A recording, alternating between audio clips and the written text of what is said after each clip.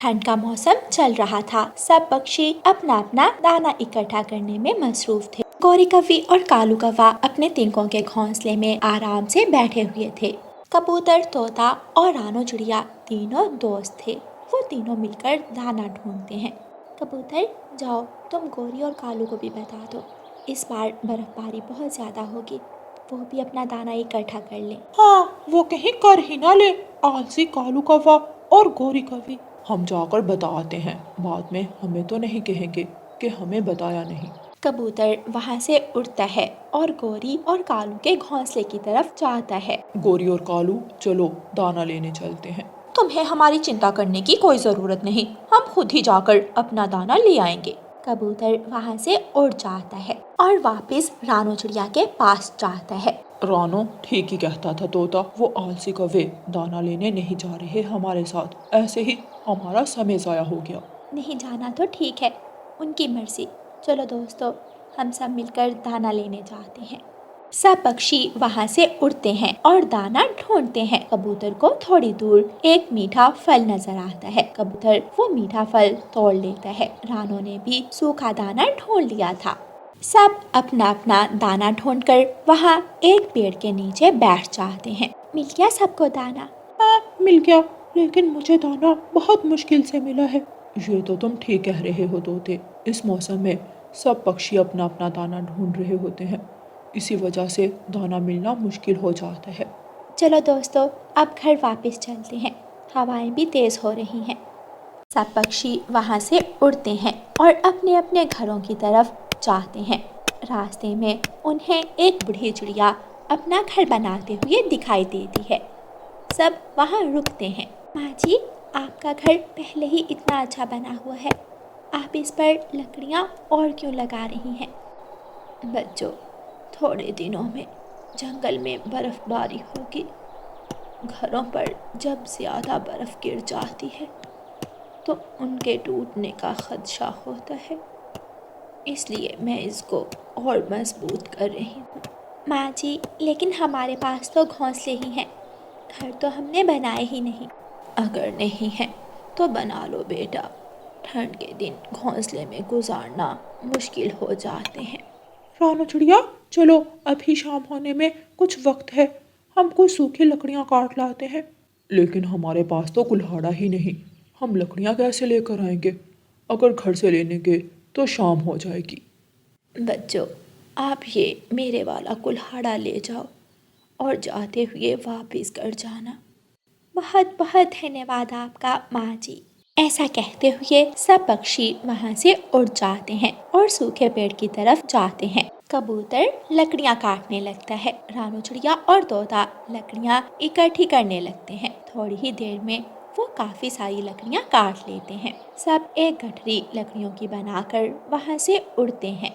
शाम हो जाती है। सब दोस्त लकड़ियाँ एक बड़े पेड़ के नीचे रखकर उस पर सूखी घास डाल देते हैं और अपने अपने घोंसले में लेट जाते हैं। रात हो जाती है और वो सब सो जाते हैं। अगले दिन सुबह सवेरे सब पक्षी अपने अपने घोंसले से निकलते हैं और बड़े पेड़ पर जाकर अपना घर बनाने लगते हैं। दोपहर तक वो अपना आधा घर बना लेते हैं। मैं तो थक गया और मुझे भूख भी बहुत लगी है। ये देखो मीठा फल, मैंने कल का बचा कर रखा था, ये लो तुम खा लो। तोता जल्दी से वो मीठा फल खा लेता है और फिर से काम में लग जाता है और शाम तक वो बड़ा और मजबूत लकड़ियों का घर बना लेते हैं। सब अपने घर को देखकर बहुत खुश होते हैं। रानो चिड़िया की ऐसी कहानियाँ सुनने के लिए YouTube सर्च बार में रानो चिड़िया की कहानी लिखें या फिर ये बटन दबाकर बोलकर कहें रानो चिड़िया की कहानी। ऐसे ही दिन गुजरते गए और जंगल में बर्फबारी शुरू हो जाती है। तोता, कबूतर और रानो चिड़िया सब अपने लकड़ियों के घर में बैठे बाजरे का दाना खा रहे थे। तो हम सब ने मिलकर काम किया, इसी वजह से हम आज खुश हैं और सुरक्षित भी। दूसरी तरफ कालू कौवा और गौरी कौवी अपने घोंसले में बैठे कांप रहे थे और उनके पास खाने के लिए भी कुछ नहीं था। कालू, जाओ कुछ खाने के लिए लेकर आओ, मेरी तो भूख से जान निकल रही है। तुम्हारी भूख से जान निकल रही है और मेरी ठंड से, चलो दोनों चलते हैं और पक्षियों से मदद मांगते हैं। कालू और गौरी उठते हैं और जंगल में इधर उधर देखने लगते हैं। गौरी कवि को थोड़ी दूर एक घर नजर आता है। वो दोनों वहाँ जाते हैं और दरवाजे पर दस्तक देते हैं। कोई है इस घर में? हमारी मदद करो, हम ठंड से कांप रहे हैं। आगे आलसी कौवे, लेकिन कोई भी दरवाजा ना खोलना, वरना ये कौवे हमारे घर में आकर हमें यहाँ से निकाल देंगे। चुपचाप बैठे रहो। रानो चिड़िया, तोता और कबूतर दरवाजा नहीं खोलते और चुपचाप अपने घर में बैठे रहते हैं। गौरी खिड़की से देखती है। मोटी चोंच वाले तोते, तुम यहाँ क्या कर रहे हो? काली कलोटी कवि, ये मेरा घर है, तुम जाओ यहाँ से, वरना मैं आज तुम्हारी चोंच तोड़ दूंगा। कालू कौवा और गौरी कवि दोनों उदास मन के साथ वहाँ से उड़ जाते हैं और अपने घोंसले में बैठकर ठंड से थर थर कांपने लगते हैं। उन्हें अपने आलसीपन का एहसास हो जाता है और वो अपना आलसीपन छोड़ देते हैं। प्यारे दोस्तों, इस कहानी को लाइक, अपने दोस्तों के साथ शेयर और चैनल को सब्सक्राइब करना बिल्कुल मत भूलना। आपका धन्यवाद। सुंदरपुर जंगल अपने नाम की तरह बहुत सुंदर जंगल था। वहाँ खूबसूरत झरने, फूल, नदी और खूबसूरत तालाब थे। तितलियाँ फूलों पर चहचहाती फिर रही थीं। रात हो जाती है, सब अपने अपने घोंसलों में लेटकर सो जाते हैं।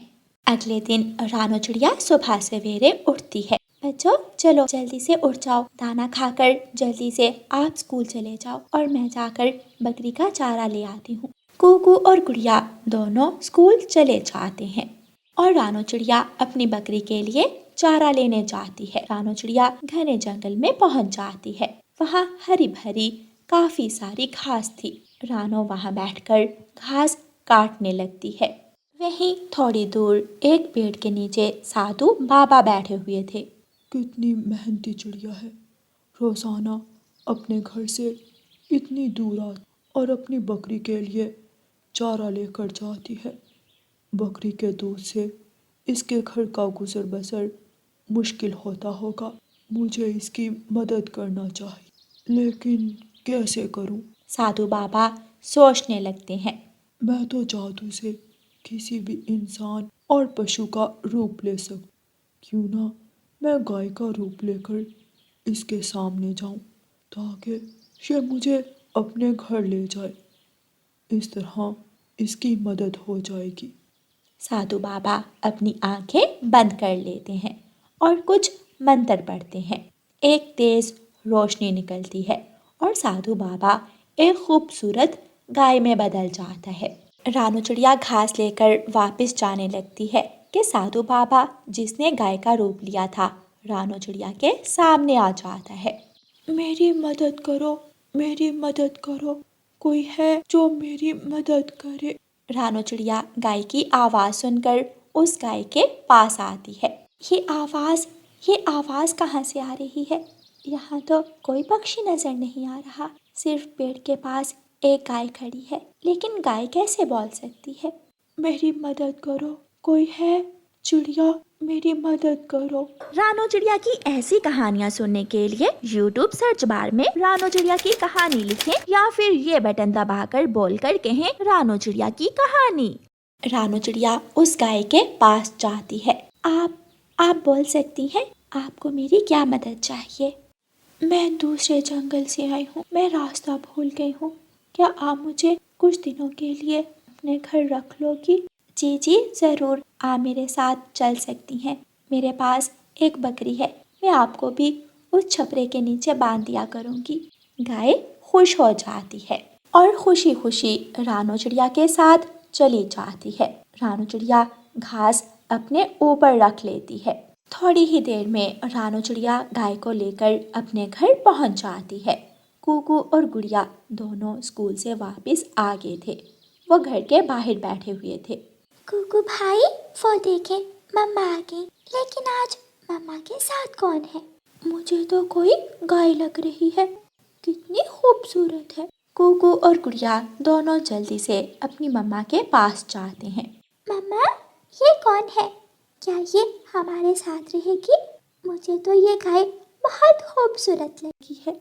हाँ बच्चों, ये गाय आज से हमारे साथ ही रहा करेगी। अच्छा, अब मैं जाती हूँ और जाकर दूध बेच आऊँ।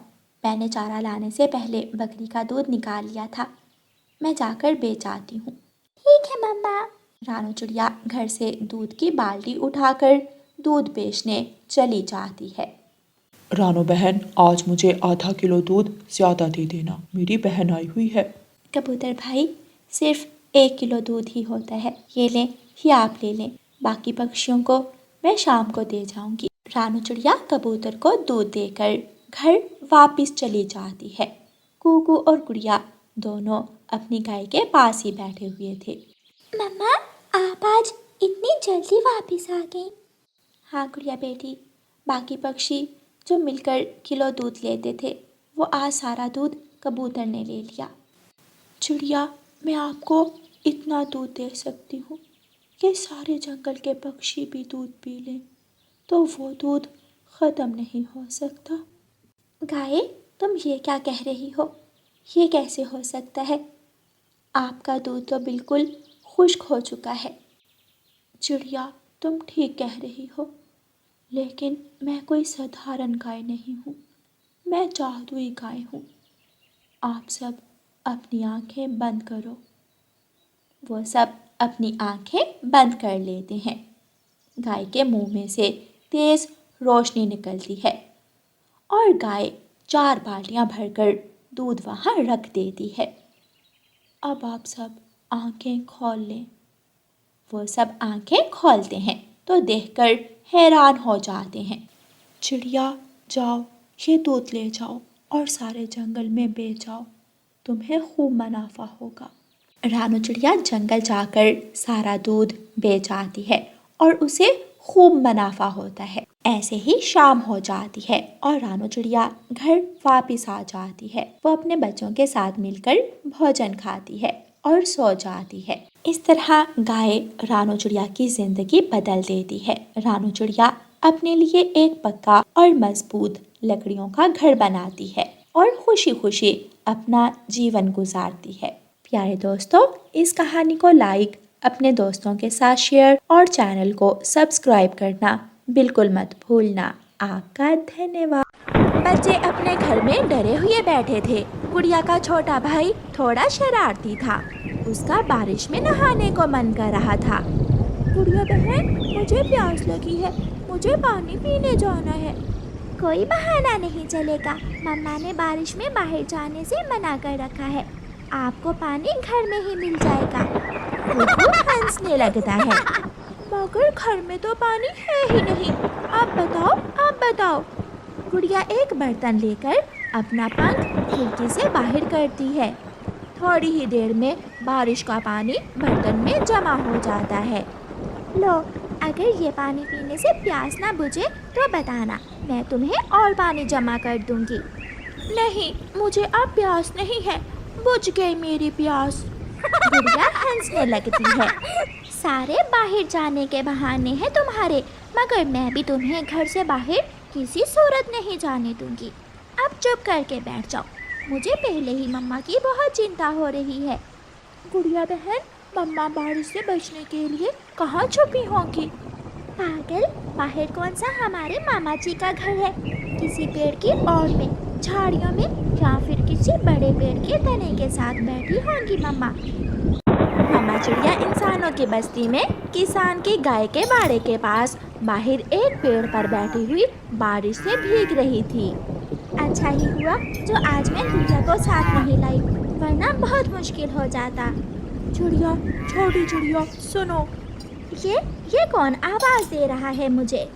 फिर चिड़िया का ध्यान बाड़े में रस्सी से बंधी हुई गाय पर जाता है।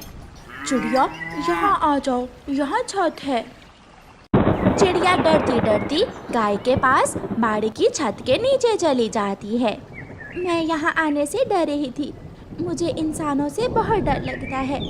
मगर मैं तो इंसान नहीं हूँ, मेरा मालिक सुबह मेरा दूध निकाल कर ले गया था, अब दोबारा वो शाम को ही आएगा। और तुम्हें चारा कौन देगा?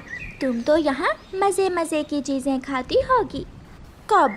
मेरा मालिक ऐसे मौसम में तो मुझे भूल ही जाता है, ना पानी ना चारा, कहता है मौसम ख़राब में घास कहाँ से लाऊं। अब तुम ही बताओ, ख़राब मौसम में मैं अपने मालिक को दूध देती हूँ तो फिर वह मुझे घास क्यों नहीं देता। मैं आज़ादी से जीना चाहती हूँ तुम्हारी तरह।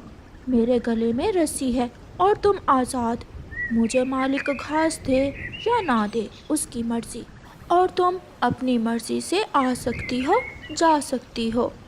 गाय तो एक ही बार में अपनी ज़िंदगी के सारे दुख चिड़िया को बताने लगती है। जंगल की ज़िंदगी भी बहुत कठिन है।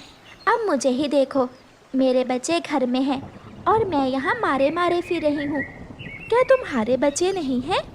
ये सुनकर गाय रोने लगती है। था, मेरा एक बेटा था, बछड़ा, मगर मेरा मालिक उसे काट कर खा गया, ना जाने क्यों। अब तुम ही बताओ, किसी के बच्चों को खाना कोई अच्छी बात है? मगर सुना है इंसान तो मांस खाने के शौक में छोटे छोटे पक्षियों को भी खा जाता है। इसलिए तो मैं बाहर बारिश में बैठी हुई थी और यहाँ आने से डर रही थी। बातें करते करते काफ़ी समय गुजर जाता है और बारिश रुक जाती है। अब मुझे जाना होगा, मेरे बच्चे मेरी राह देख रहे होंगे। गाय एक लंबी सांस लेती है।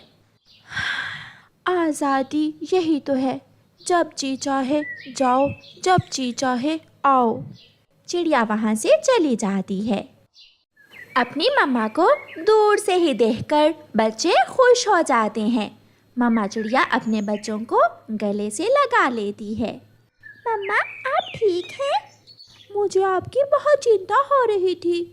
मम्मा मम्मा आज फिर भाई बाहर जाने की जिद कर रहा था, मगर मैंने भी इसे जाने नहीं दिया। बहुत अच्छा किया, ऐसी बारिश में तो मैं बहुत मुश्किल से उड़ पाई थी। कुकू बेटा, आप कैसे उड़ोगे? अच्छा अब घर के अंदर चलो, मैं आपको दाना देती हूँ। कुछ दिन ऐसे ही गुजर जाते हैं। अब किसान के गाय का दूध थोड़ा कम हो गया था, इसलिए किसान गाय को कभी घास देता तो कभी भूल जाता। शाम होने को है मगर मालिक अभी तक नहीं आया। आज फिर मुझे भूखे पेट ही सोना पड़ेगा। फिर गाय का ध्यान अपनी रस्सी की तरफ जाता है। उसकी रस्सी तो टूटी हुई थी। गाय हंसने लगती है। मैं भी पागल ही हूँ, रस्सी तो टूटी हुई है और मैं ऐसे खड़ी हूँ जैसे रस्सी से बंधी हुई हूँ। गाय बाड़े से बाहर निकलती है और जंगल की तरफ चल देती है। नहीं जाऊंगी, अब मैं लौटकर दोबारा मालिक के पास नहीं जाऊंगी। मैं भी आज़ादी की ज़िंदगी जीऊंगी, मगर मुझे यहाँ जंगल में कोई सच्चा दोस्त ढूंढना होगा। चलते चलते गाय को एक पेड़ की डाल पर तोता बैठा हुआ दिखाई देता है। तोते तोते, मैं इंसानों की बस्ती से आई हूँ। मैं यहाँ जंगल में रहना चाहती हूँ। क्या तुम मुझसे दोस्ती करोगे? इंसान बहुत जालिम होते हैं। अगर इंसान तुम्हारे पीछे आ गया तो वो तुम्हारे साथ साथ मुझे भी काट खाएगा। ना भी ना, मुझे अभी मरने की कोई जल्दी नहीं है। अच्छा ठीक है, बात तो सच्ची है तुम्हारी। गाय आगे बढ़ती है। सामने कौवे और कौवी का घर था। ये घर किसका होगा? शायद इस घर में रहने वाला पक्षी मुझसे दोस्ती कर ले और मुझे बताए कि मुझे हरी हरी घास कहाँ से मिलेगी। गौरी कौवी अपने घर से बाहर निकलती है। कौवी कौवी, मैं तुम्हें जानती हूँ। तुम एक बार इंसानों की बस्ती में गई थी, क्या याद है तुम्हें? पागल गाय, मैं तो हर रोज इंसानों से भोजन छीन कर लाती हूँ। मैं आज ही जंगल में आई हूँ। पक्षी पेड़ों पर बैठकर दूर तक देख सकते हैं और मुझे जानकारी दे सकते हैं खतरे की किसी जंगली जीव से। इसलिए मुझे किसी अच्छे दोस्त की तलाश है। इसका मतलब तुमसे दोस्ती कर लूं और शेर, भेड़िए और तेंदुए से दुश्मनी बना लूं? ना बाबा ना, तुमसे तो मैं किसी कीमत दोस्ती नहीं करूंगी। बात तो ठीक है तुम्हारी कौवी, मैं आगे जाती हूँ। कोई तो होगा जो मुझसे दोस्ती करेगा। गाय आगे बढ़ती है। चलते चलते गाय उसी चिड़िया के घर के पास पहुंच जाती है जिसकी बारिश में गाय ने मदद की थी। चिड़िया भी अपने घर के बाहर बैठी हुई थी। गाय को देखकर चिड़िया गाय के पास चली जाती है। आप तो वही गाय हो। जंगल के पक्षी तो इंसानों की तरह हैं, कोई भी मुझसे दोस्ती नहीं करता। चिड़िया, मैं इतनी भी बुरी नहीं हूँ। अब तुम ही बताओ, मेरा मालिक ना मुझे चारा देता है ना पानी, और सारा दिन मुझे धूप में बांधे रखता है। अब तुम ही बताओ, मैं वहाँ कैसे रह सकती हूँ। चिड़िया हंसने लगती है। गाय माँ जी, एक तो आप बोलती बहुत हो। आपने उस दिन मेरी मदद की थी। वो सामने वाले पेड़ पर मेरा घर है। जिस पेड़ के ऊपर मैं रहती हूँ, आप उस पेड़ के नीचे रह लो। आज से मेरी और आपकी दोस्ती पक्की हुई। ये सुनकर गाय बहुत खुश हो जाती है। मैं भूखी हूँ, मुझे लंबा लंबा घास कहाँ से मिलेगा। बहुत दिन बीत गए पेट भर घास खाए हुए। अब तुम ही बताओ, अगर मैं घास नहीं खाऊंगी तो दूध कैसे दूंगी। अच्छा ठीक है, आप मेरे साथ साथ आइए। फिर चिड़िया गाय को लंबे लंबे घास के पास ले जाती है और गाय जी भरकर घास खाती है। उस दिन के बाद चिड़िया और गाय में दोस्ती हो जाती है और वो हमेशा साथ साथ रहने लगती हैं। ऐसे गाय को एक सच्चा दोस्त मिल जाता है।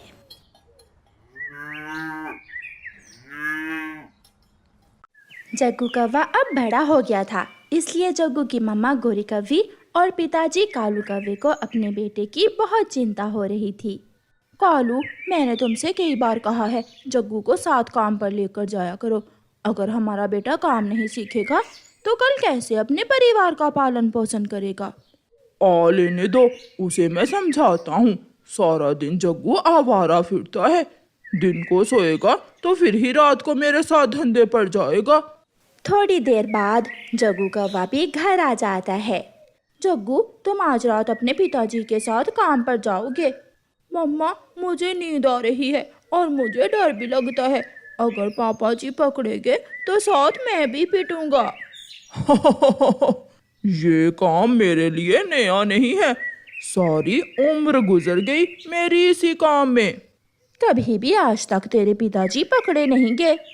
ठीक है, जाता हूँ। पति जी, आजकल जंगल में चोरियां बहुत हो रही हैं, हमें चौकन्ना रहना होगा।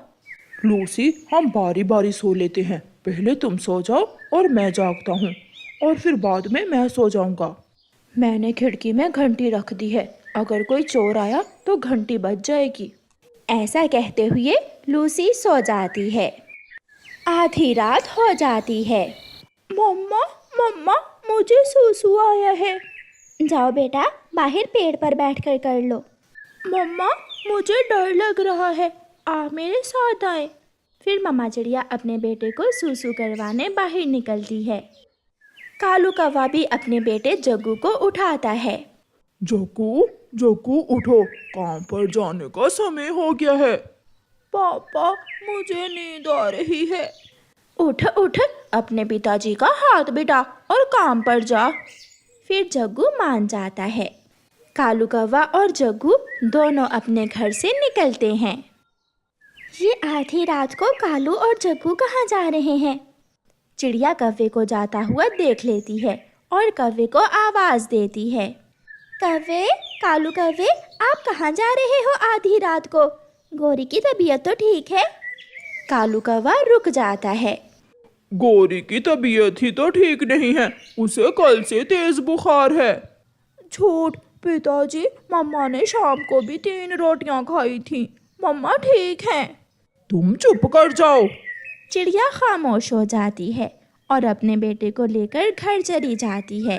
कालू कौवा अपने बेटे को साथ लेकर आगे बढ़ता है। वो दोनों बाप बेटा कबूतर के घर के पास पहुंचकर पेड़ के पीछे छुप जाते हैं।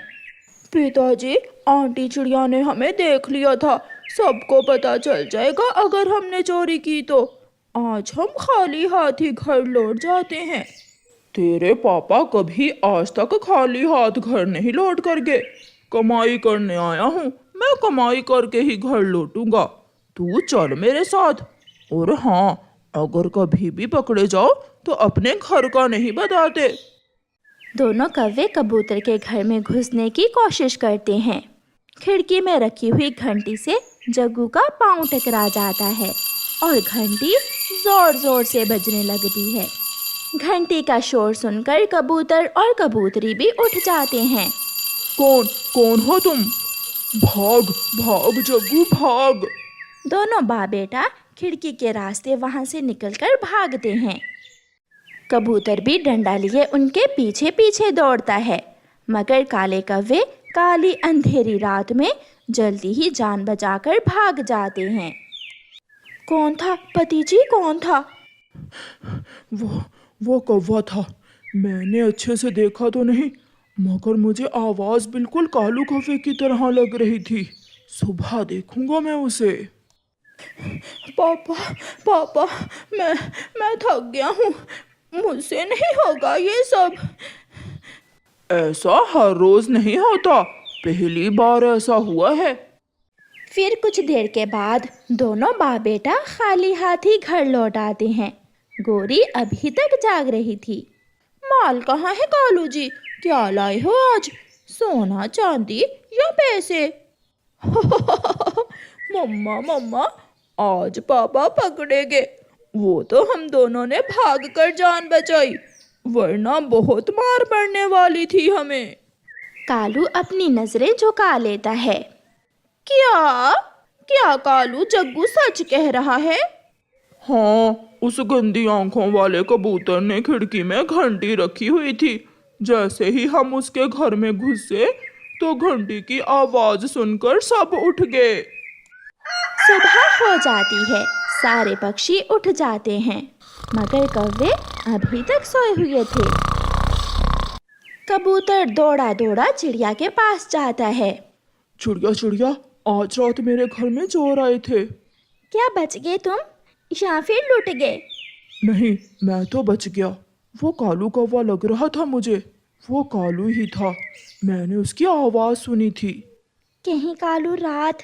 नहीं नहीं कबूतर भैया, कालू की पत्नी गोरी कव्वी बहुत बीमार है, वो तो आज रात उसकी दवा लेने जा रहा था। फिर कौन हो सकता है? तुम मेरे साथ चलो, हम जाकर गोरी को देखते हैं। दोनों कबूतर और चिड़िया कौवों के घर जाते हैं। चिड़िया कौवे के दरवाजे पर दस्तक देती है।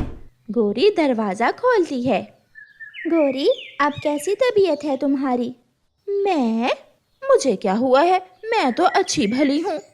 ये सुनकर चिड़िया और कबूतर का शक सच में बदल जाता है।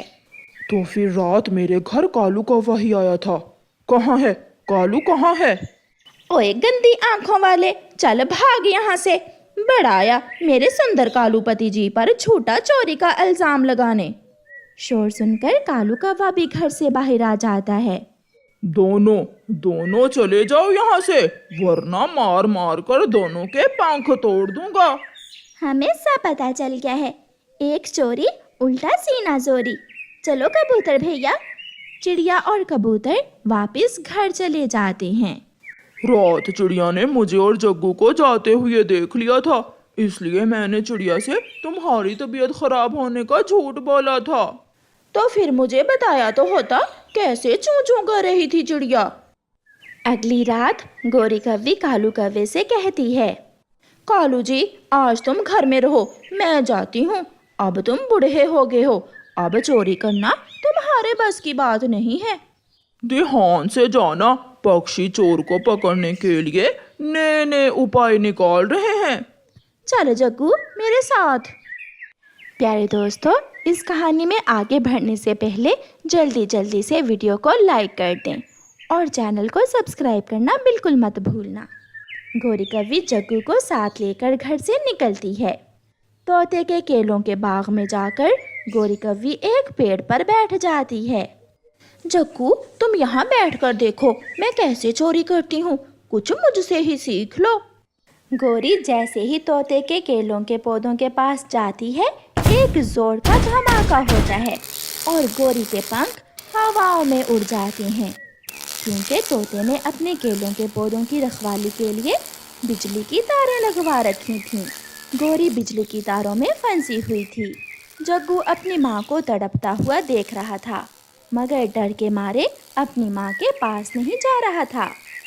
फिर गोरी कव्वी एक आखिरी नज़र अपने बेटे पर डालती है और मर जाती है। गर्मियों का मौसम खत्म होने वाला था। गोरी कौवी आम बेच रही थी। आम ले लो आम, आम ले लो आम। गर्मियों के जाते जाते आखिरी आम ले लो, फिर साल बाद आएंगे ये आम। आम ले लो आम। मम्मा, अब तो आम भी खत्म होने वाले हैं। आप कब से हमें कह रही हैं कि आम ला के दूंगी, कि आम ला कर दूंगी, मगर फिर ला कर नहीं देती। मम्मा, मेरा भी आम खाने का बहुत दिल चाहता है। प्लीज हमें आम ले दे मम्मा। कुकू, जाओ तुम पूछ कर आओ कितने रुपए किलो हैं आम। कुकू ये सुनकर बहुत खुश हो जाता है और खुशी खुशी आमों का रेट पूछने जाता है। गोरी आंटी, आंटी रुकिए। गोरी आम लेकर कुकू के पास आती है। गोरी आंटी, कितने रुपए किलो हैं आम? 200 रुपए किलो। 200 रुपए किलो हैं आम। बड़े मीठे और रसीले हैं मेरे आम। कुकू जाकर अपनी मामा को बताता है। 200 रुपए किलो? 200 रुपए से तो 4 दिन का भोजन बन जाएगा। जाने दो इस गोरी को, ज़्यादा ही महंगी हो गई है ये। कुकू और गुड़िया आम खाने की जिद करने लगते हैं, मगर रानो उन्हें डांट कर चुप करवा देती है। बाहर से गोरी गुस्से से बोलती है, लेने हैं आम या मैं जाऊं? बेकार में ही टाइम वेस्ट कर दिया मेरा, गरीब चिड़िया का बच्चा कहीं का। ऐसे कहकर गोरी वहां से चली जाती है। दोनों बच्चे खेलने के लिए घर से बाहर निकलते हैं। वो सीधा नदी पर जाते हैं। जग्गू नदी पर बैठा आम खा रहा था। मज़ेदार। गर्मियों के आखिर में तो आम और भी मज़ेदार हो जाते हैं। कितने स्वादिष्ट हैं ये आम। अरे गुड़िया और कुकू आ जाओ, ये लो आम खा लो। कुकू जैसे ही आम पकड़ने लगता है, जग्गू वो आम नदी में फेंक देता है। जग्गू मग्गू, ये क्या किया तुमने? मेरे भाई को ऐसे क्यों चिढ़ाया? दोबारा ऐसे किया तो तुम्हारा मुंह तोड़ दूंगी मैं। आ जाओ भाई, दूसरी तरफ जाकर खेलते हैं। हम आज से इसके साथ नहीं खेलेंगे। गुड़िया अपने भाई कुकू को लेकर वहां से चली जाती है। कबूतर रानो चिड़िया के घर आता है। रानो बहन, चील रानी ने कल सब पक्षियों को अपने महल में बुलाया है। कबूतर भाई, सब खैर तो है? क्या तुम जानते हो क्या बात है? ज़्यादा तो मुझे भी नहीं मालूम, बस इतना ही जानता हूँ कि बदलते हुए मौसम के बारे में कोई बात होगी। अच्छा ठीक है। अच्छा, अब मैं चलता हूँ। कबूतर चाचा वहां से चला जाता है। मम्मा, हम बाहर खेल आए? हाँ कुकू, जाओ खेल आओ, मगर ज्यादा दूर मत जाना और शाम होने से पहले ही लौट आना। ठीक है मम्मा। अगले दिन पक्षी रानो को लेने के लिए आते हैं। रानो बहन, क्या आप तैयार हैं? चलें? हाँ हाँ मिठू भाई, मैं तैयार हूँ। गुड़िया, दरवाज़ा अंदर से बंद कर लेना, और हाँ, खुद भी खाना खा लेना और भाई को भी खिला देना। मैं आते हुए आम ज़रूर लेकर आऊँगी। ठीक है मम्मा जी। सब रानी चील के महल जाते हैं। आप सबका स्वागत है। मुझे एक ख़ास पैगाम आप सबको देना था। जैसा कि आप सब जानते हो, जल्दी ही सर्दियाँ आने वाली हैं और खूब ठंडी हवाएं भी चलेंगी। आप सबके लिए एक टास्क है। जो पक्षी भी शाम होने से पहले पहले एक सुंदर और मजबूत घर बनाने में कामयाब होगा, उसकी एक इच्छा पूरी की जाएगी। ये सुनकर सब पक्षी बहुत ही खुश हो जाते हैं और जल्द से जल्द घर बनाने में लग जाते हैं। कुछ पक्षी पत्ते जमा करते हैं, कुछ घास तो कुछ लकड़ियां जमा करने में लग जाते हैं। मुझे कुछ अलग और नया बनाना चाहिए, एक ऐसा घर जो बहुत सुंदर लगे और मजबूत भी हो। आइडिया, क्यों ना मैं अपना घर नारियल से बनाऊं? नारियल के घर से मजबूत तो और कुछ नहीं हो सकता। ऐसा सोचने के बाद रानो चिड़िया नारियल इकट्ठे करने लगती है। आखिर फिर शाम का समय भी हो जाता है। रानी चील अपने नौकरों के हमरा सबके घर देखने लगती है। पत्तों का घर, ये तो हवा चलने से ही टूट जाएगा। ये घास का घर, ये तो किसी काम का नहीं है, ये तो हवा को भी रोक नहीं पाएगा। रानो चिड़िया, तुमने कौन सा घर बनाया है? रानी जी, ये है मेरा घर, नारियल घर। ये तो बहुत सुंदर है। सुंदर होने के साथ साथ मजबूत भी है। ये कहना गलत नहीं होगा कि ये टास्क जीती है रानो चिड़िया। सब पक्षी खुश हो जाते हैं। रानो, बताओ अब तुम्हारी कौन सी इच्छा है जो मैं पूरी करूं? रानी जी, मेरे बच्चे बहुत दिनों से आम मांग रहे हैं, क्या आप मुझे कुछ आम दे सकती हैं? रानो, तुम बहुत ही मासूम हो और खालिस दिल की हो।